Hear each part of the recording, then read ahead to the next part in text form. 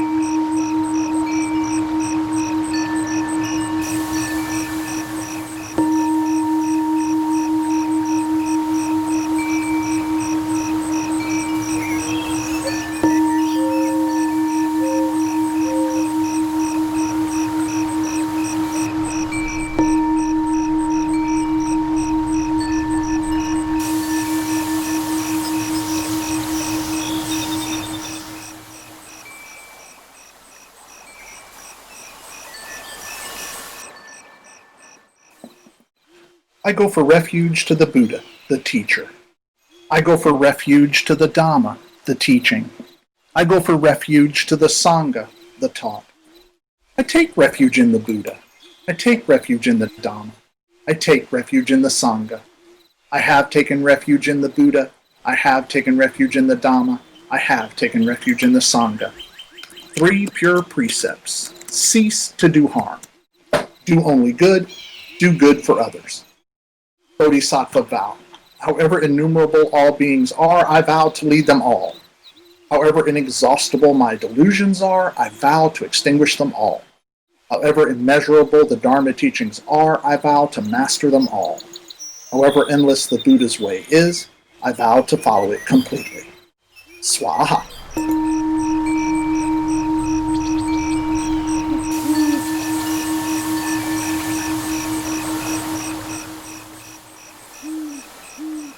So let's start out with the talk for today.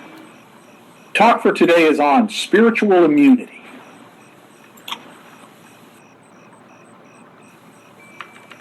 Now, right now we're going through the COVID-19 pandemic, so the word immunity is kind of at the top of a lot of people's list these days.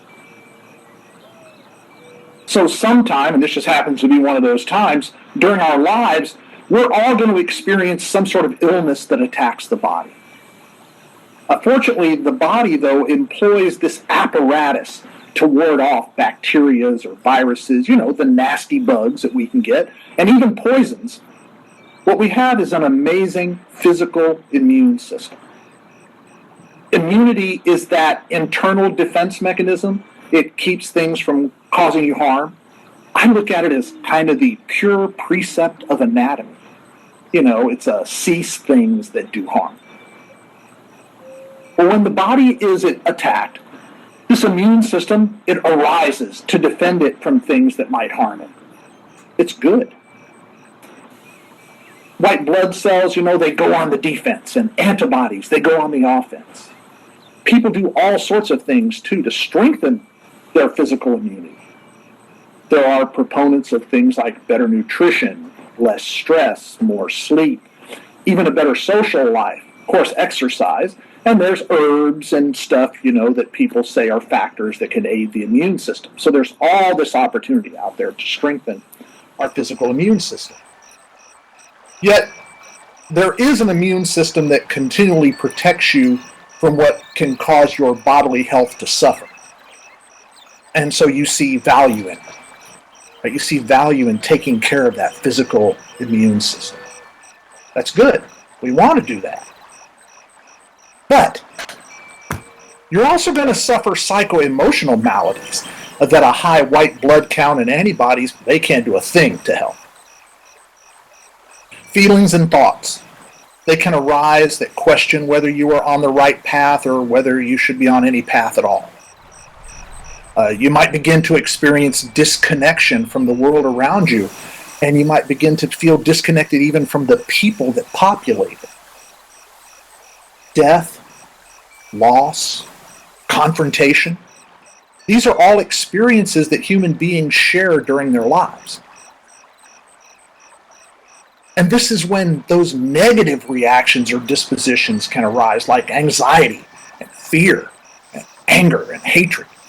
These all get the opportunity to not only arise, but they can become driving causal factors in how you deal with life, if you let them. There are certain to be periods of life when nothing is going wrong, everything's hunky-dory, it's rainbows and unicorns. And you begin to believe that it's always going to be times of joy and times of inflated ego and sky-high self-esteem and sky-high social esteem. Whether you find yourself in the depths of despair or on the mountaintop of ego, these can all be viewed as spiritual illnesses. Like you recognize the value of strengthening the bodily immune system, that physical immune system, you should equally value strengthening your spiritual immunity. That's what we come here for a couple of times a week. That's why we do other things like sit in meditation. Spiritual immunity is a state whereby emotional highs and lows, those peaks and valleys of emotion, they're going to be less likely to cause you suffering. Spiritual immunity provides protection from debilitating psycho-emotional states like depression and loneliness, inflated self-worth, and greed. It is an internal defense of the body-mind. There are people who are contented and serene even in the midst of the most negative situations, or even when they reach these plateaus of greatness that some people reach. And these are folks that have a really strong spiritual immune system. The highs and the lows, they're able to handle them and bring them to the center, right? And walk that middle path.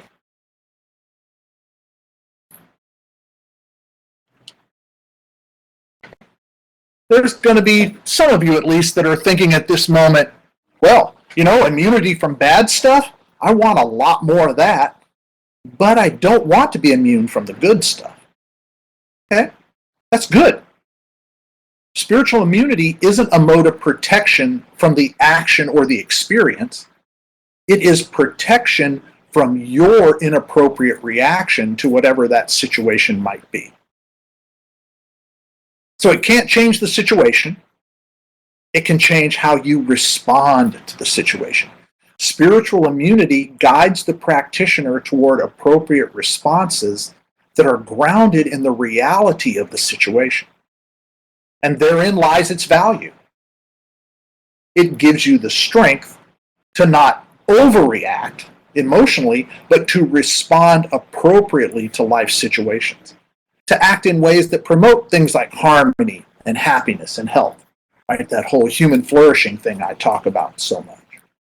You create and maintain spiritual immunity by developing a deep realization through a commitment to practice of how you and the causal universe work together.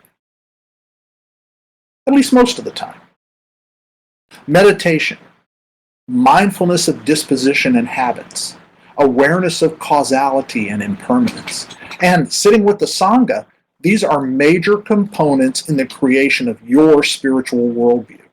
And these become the foundation for your spiritual immunity. So coming here is kind of like going to the spiritual doctor, I guess. Or maybe a spiritual support group, if you will. And we've talked before about the how and why of spirituality. That spirituality is when it presents itself as the result of our personal buttons. You might be mindful of what your button is, or you want to be mindful of what your button is, keeping in mind that there are likely multiple buttons that will bring about these feelings of spirituality. But only you can create a clear mental picture of just what spirituality looks and feels like to you. It's very hard to describe it to someone else because it's dependent on who and how and why and when the question is even asked of you. Spirituality may be best defined not by words, but by experiences. And views of spirituality, they are so wide-ranging that spirituality, being described as a state of being, becomes intensely personal and intensely experienced. So I have 3 examples. 3 different examples of descriptions of spirituality. The first one is from the singer-songwriter Bonnie Raitt. You may be familiar with her. She's a great blues artist, great blues guitarist. She's been around a long time. She says this about her own spirituality, quote, "Religion is for people who are scared to go to hell. Spirituality is for people who have already been there," unquote. Happy Friday, Del. His Holiness the 14th Dalai Lama. Well, who'd have guessed that he would have a view of spirituality for himself? He says this, quote, "Although anger and hatred, like compassion and love, are part of our mind, still I believe the dominant force of our mind is compassion and human affection. Therefore, usually I call these human qualities spirituality," unquote. That's a nice view of spirituality from the Dalai Lama. And then lastly, so there we have the Buddhist view, a Buddhist view of spirituality. Now let's have a Christian view of spirituality. None other than Billy Graham. Longtime evangelist, of course he passed, and an advisor to many presidents. And when he was asked if a belief in God was necessary for a spiritual life, he responded this way, quote, "I respect your sincerity, and if we could sit down and talk, I suspect we would at least agree that each of us has a spiritual nature within us that yearns for something greater than ourselves. Centuries ago, a great philosopher called this a God-shaped vacuum we each have within us," unquote. So from a Buddhist perspective, it seems like he's talking about that emptiness that we feel that brings some of us to pursue a practice on the Noble Path. So 3 different views of spirituality, all very different, all coming from a different view, right? A different worldview. So these different takes on spirituality range from religious to secular, but they have a thread in common. That spirituality is a personal realization that is driven by the causal process of the universe. Life is an intricate path for human beings. Spirituality is searched for along that same intricate path. We are one of a few species that don't act solely out of instinct. Right? Our human instinct has been damped down by nature and nurture and intent and emotions and knowledge. Cultures have sought spirituality by adopting some extreme practices, including the Buddha, asceticism, right? And people take peyote, or they do walkabouts, or they sacrifice humans and animals.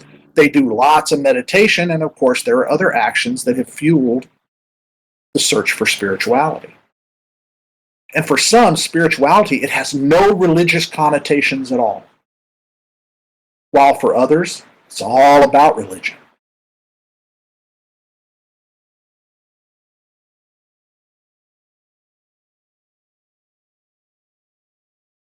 Did our voice stop working again? Yeah, Del, I know we had some people that couldn't hear, and people have been going in and out and relogging, and we finally been getting most of the people. I think everybody has voice now. I see lots of dots. Yay. Yeah, it took us a while, though, Del. It took us a while to get everybody going, but we worked it out.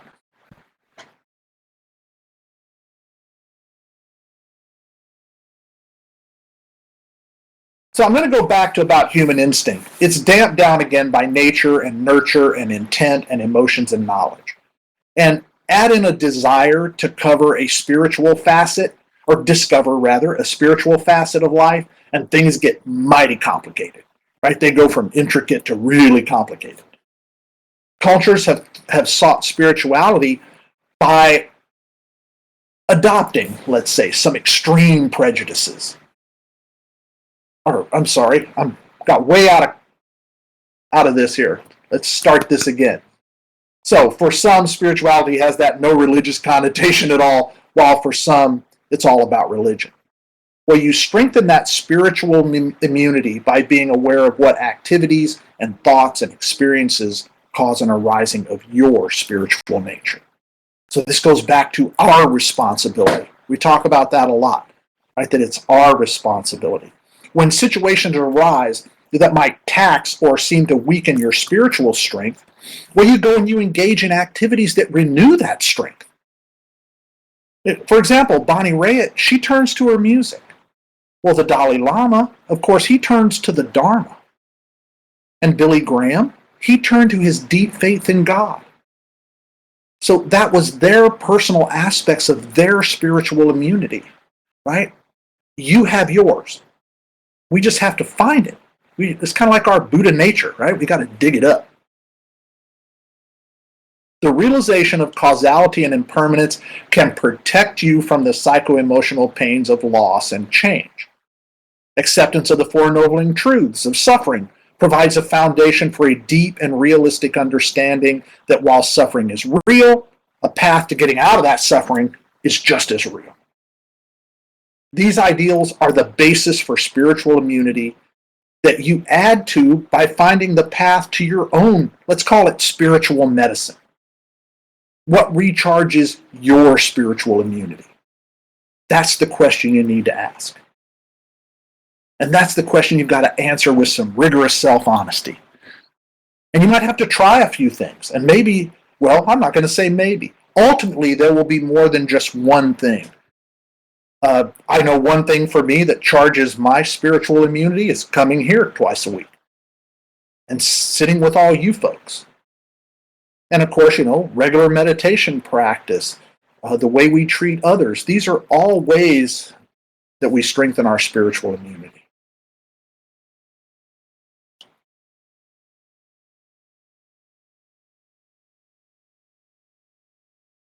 So, buttons for spiritual experiences and mechanisms for recharging spiritual immunity commonly revolve around some certain activities.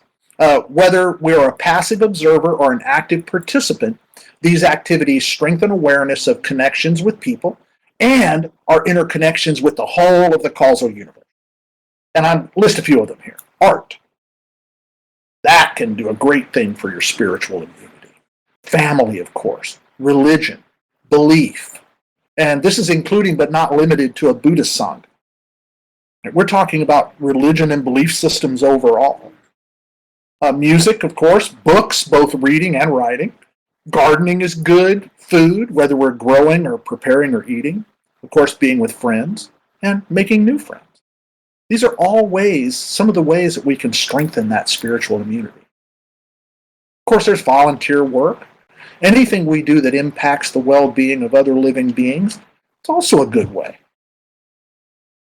So take a deep look at each activity that you do, and you're going to come to realize that each thing that you do has a unique way of connection and interconnection with others in the world around you. It's ways to experience the interdependence with people and with the causal universe. So this is just another way that we can creatively describe spirituality as a modality for recharging spiritual immunity. So they work together. Our spirituality recharges that immunity, and that spiritual immunity recharges spirituality. We get that nice loop.